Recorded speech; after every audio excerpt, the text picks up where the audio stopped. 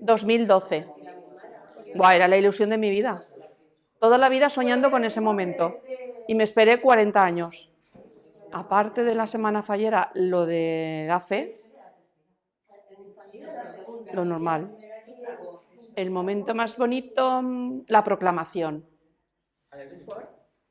Porque estábamos allí todos emocionados y contentos. Era mi primer acto así como fallera mayor, así importante. Sí, en mi año se exponían. Yo me los expuse en mi casa y me hice 3 trajes y 6 corpiños. Y me los hice yo y mi tía. Pues al principio no tuve fallera mayor infantil, pero en el acto de las barquitas, ¿cómo se llama ese? La ofrenda marinera, me salió Claudia. Y súper bien. Una fallera mayor infantil súper correcta y educada.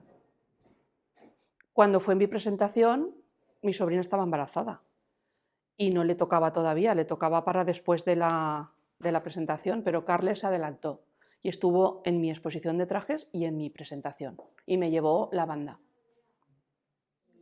Pues sí, me pasearon en un coche, en un Rolls, ¿era? Ahí aprisionadas las dos.